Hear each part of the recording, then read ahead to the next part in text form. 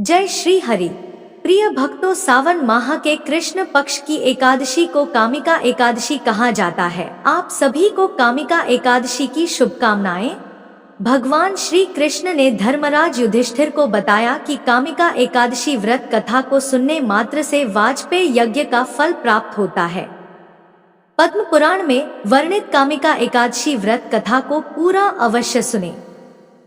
महान पुण्य देने वाली कामिका एकादशी व्रत कथा को बीच में आधा अधूरा छोड़कर पाप के भागीदार ना बने। पूरी कथा सुनने के बाद अपनी इच्छाओं की पूर्ति के लिए कमेंट में ओम नमो भगवते वासुदेवाय जरूर लिखें। कामिका एकादशी व्रत कथा का वर्णन पद्म पुराण में मिलता है। ये कथा भगवान श्री कृष्ण ने युधिष्ठिर को सुनाई थी। युधिष्ठिर ने पूछा, गोविंद वासुदेव, आपको नमस्कार है। श्रावण के कृष्ण पक्ष में कौन सी एकादशी होती है, उसका वर्णन कीजिए। भगवान श्री कृष्ण बोले, राजन सुनो, मैं तुम्हें एक पाप नाशक उपाख्यान सुनाता हूँ, जिसे पूर्व काल में ब्रह्मा जी ने नारद जी के पूछने पर कहा था।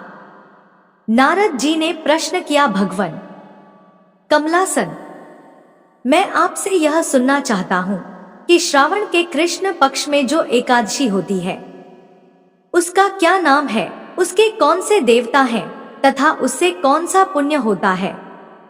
प्रभु यह सब बताइए। ब्रह्मा जी ने कहा, नारद सुनो, मैं संपूर्ण लोकों के हित की इच्छा से तुम्हारे प्रश्न का उत्तर दे रहा हूं। श्रावण मास में जो कृष्ण पक्ष की एकादशी होती है उसका नाम कामिका है। उसके स्मरण मात्र से वाजपेय यज्ञ का फल मिलता है।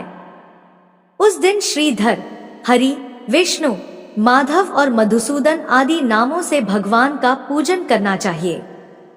भगवान श्री कृष्ण के पूजन से जो फल मिलता है वह गंगा, काशी, नैमिषारण्य तथा पुष्कर क्षेत्र में भी सुलभ नहीं है। सिंह राशि के बृहस्पति होने पर तथा व्यतिपात और दंड योग में गोदावरी स्नान से जिस फल की प्राप्ति होती है वही फल भगवान श्री कृष्ण के पूजन से भी मिलता है। जो समुद्र और वन सहित समूची पृथ्वी का दान करता है तथा जो कामिका एकादशी का व्रत करता है वे दोनों समान फल के भागी माने गए हैं। जो ब्याई हुई गाय को अन्यान्य सामग्रियों सहित दान करता है उस मनुष्य को जिस फल की प्राप्ति होती है वही कामिका का व्रत करने वाले को मिलता है। जो नर श्रेष्ठ श्रावण मास में भगवान श्री हरि का पूजन करता है उसके द्वारा गंधर्वों और नागों सहित संपूर्ण देवताओं की पूजा हो जाती है। इसलिए पाप से डरे हुए मनुष्यों को यथाशक्ति पूरा प्रयत्न करके कामिका एकादशी के दिन श्री हरि का पूजन करना चाहिए। जो पाप रूपी दलदल से भरे हुए संसार समुद्र में डूब रहे हैं उनका उद्धार करने के लिए कामिका का व्रत सबसे उत्तम है। अध्यात्म विद्या परायण पुरुषों को जिस फल की प्राप्ति होती है उससे बहुत अधिक फल कामिका व्रत का सेवन करने वालों को मिलता है। कामिका का व्रत करने वाला मनुष्य रात्रि में जागरण करके ना तो कभी भयंकर यमराज का दर्शन करता है और ना कभी दुर्गति में पड़ता है। लाल मणि, मोती, वैदूर्य और मूंगे आदि से पूजित होकर भी भगवान विष्णु वैसे संतुष्ट नहीं होते जैसे तुलसी दल से पूजित होने पर होते हैं। जिसने तुलसी मंजरियों से श्री केशव का पूजन कर लिया है उसका जन्म भर का पाप निश्चय ही नष्ट हो जाता है। जो दर्शन करने पर सारे पाप समुदाय का नाश कर देती है, प्रणाम करने पर रोगों का निवारण करती है, जल से सींचने पर यमराज को भी भय पहुंचाती है, आरोपित करने पर भगवान श्री कृष्ण के समीप ले जाती है और भगवान के चरण पर चढ़ाने पर मोक्ष रूपी फल प्रदान करती है, उस तुलसी देवी को नमस्कार है। जो मनुष्य एकादशी को दिन रात दीप दान करता है उसके पुण्य की संख्या चित्रगुप्त भी नहीं जानते। एकादशी के दिन भगवान श्री कृष्ण के सम्मुख जिसका दीपक जलता है उसके पितर स्वर्ग लोक में स्थित होकर अमृत पान से तृप्त होते हैं। घी अथवा तिल के तेल से भगवान के सामने दीपक जलाकर मनुष्य देह त्याग के पश्चात करोड़ों दीप से पूजित हो स्वर्ग लोक में जाता है। भगवान श्री कृष्ण कहते हैं, युधिष्ठिर यह तुम्हारे सामने मैंने कामिका एकादशी की महिमा का वर्णन किया है। कामिका सब कष्टों को हरने वाली है, इसलिए मानवों को इसका व्रत अवश्य करना चाहिए। यह स्वर्ग लोक तथा महान पुण्य फल प्रदान करने वाली है। जो मनुष्य श्रद्धा के साथ इसका महात्म्य श्रवण करता है, वह सब पापों से मुक्त हो श्री विष्णु लोक में जाता है। आइए अब सुनते हैं एकादशी माता की कथा। एकादशी माता की कथा सुने बिना एकादशी व्रत पूर्ण नहीं माना जाता है। एकादशी माता की कथा का वर्णन पद्म पुराण में मिलता है। युधिष्ठिर ने पूछा, भगवान, पुण्यमयी एकादशी तिथि कैसे उत्पन्न हुई? इस संसार में क्यों पवित्र मानी गई तथा देवताओं को कैसे प्रिय हुई?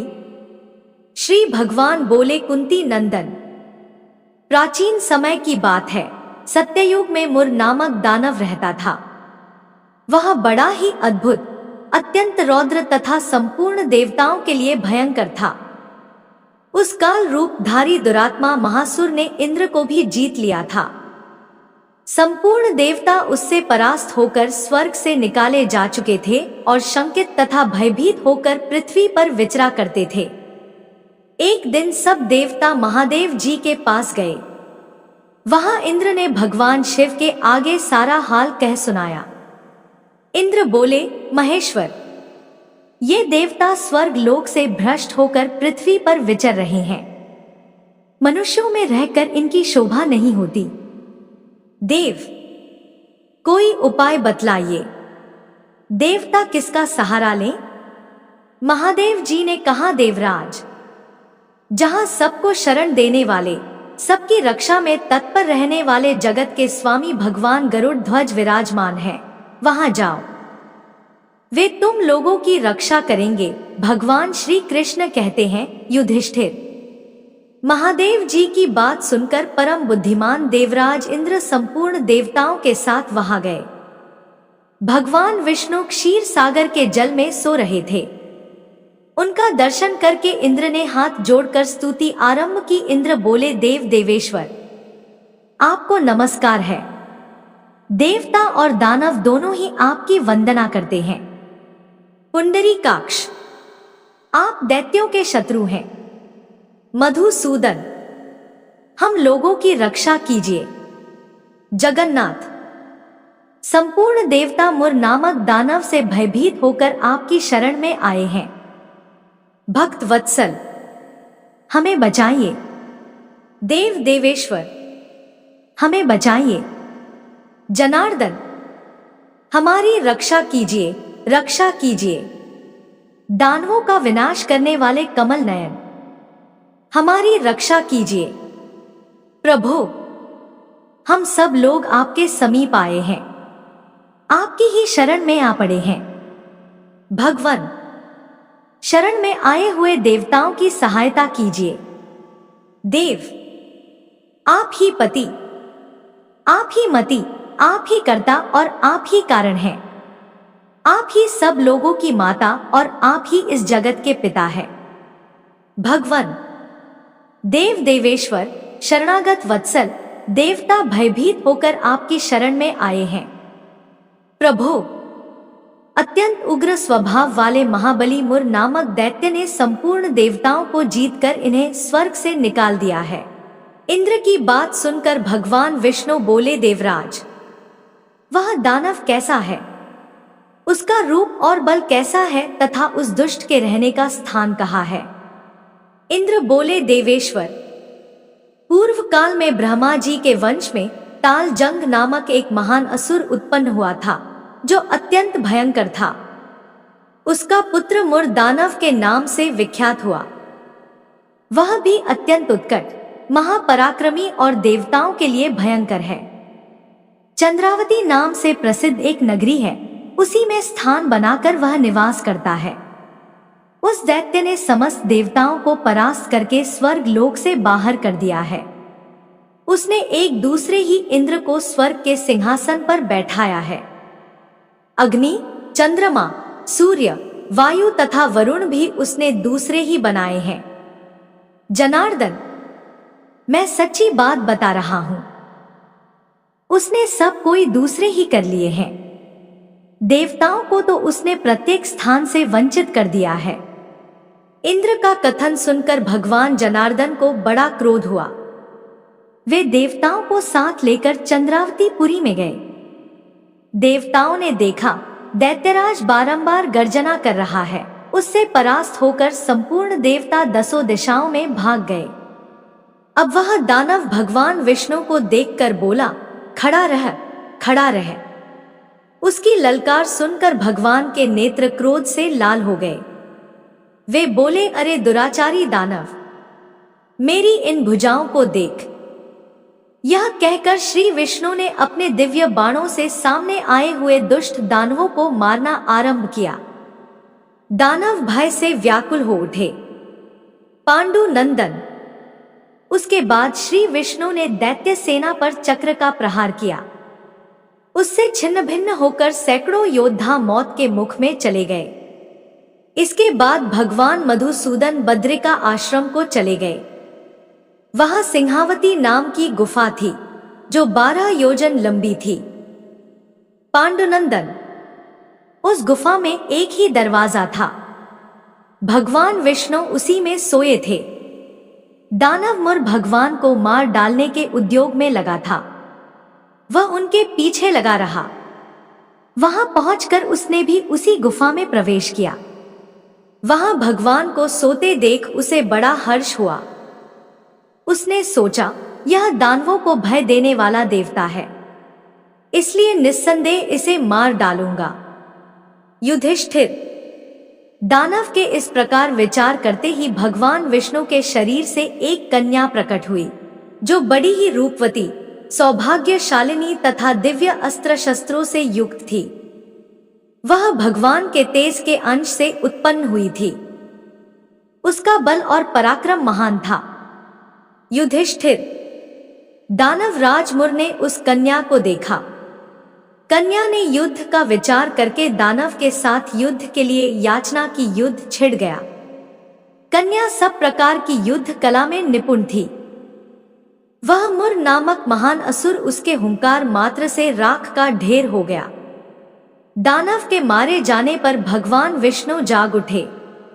उन्होंने दानव को धरती पर पड़ा देख पूछा, मेरा यह शत्रु अत्यंत उग्र और भयंकर था, किसने इसका वध किया है? कन्या बोली, स्वामिन, आपके ही प्रसाद से मैंने इस महादैत्य का वध किया है। श्री भगवान ने कहा, कल्याणी, तुम्हारे इस कर्म से तीनों लोकों के मुनि और देवता आनंदित हुए हैं।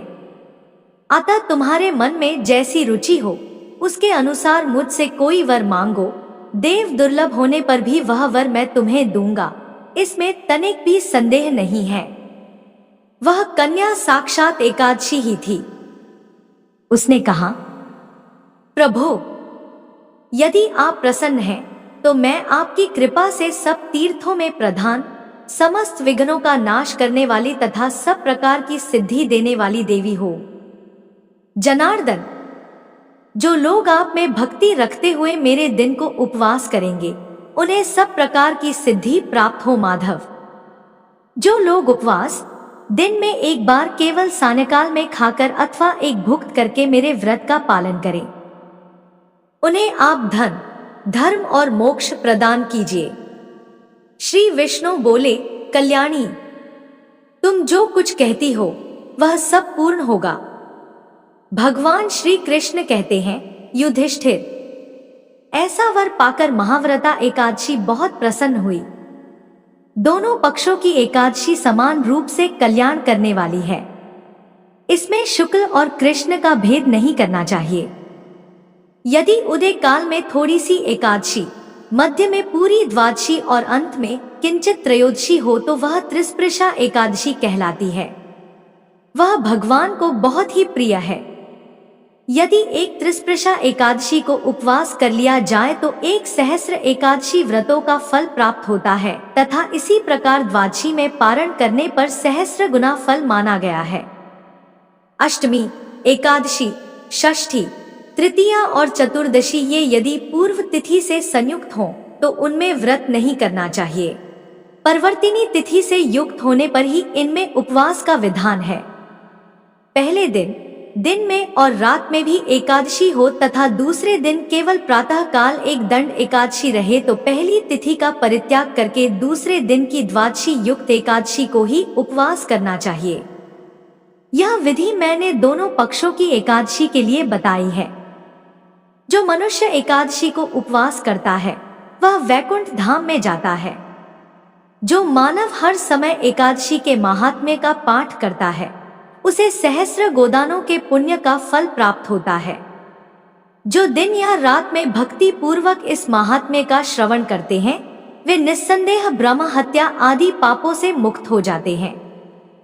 एकादशी के समान पाप नाशक व्रत दूसरा कोई नहीं है। अगर आपको पुण्य देने वाली एकादशी व्रत की ये कथा पसंद आई हो तो वीडियो को लाइक करें। सनातन धर्म की ऐसी ही ज्ञानवर्धक और भक्तिमय कथाएं सुनने के लिए हमारे चैनल को सब्सक्राइब करें।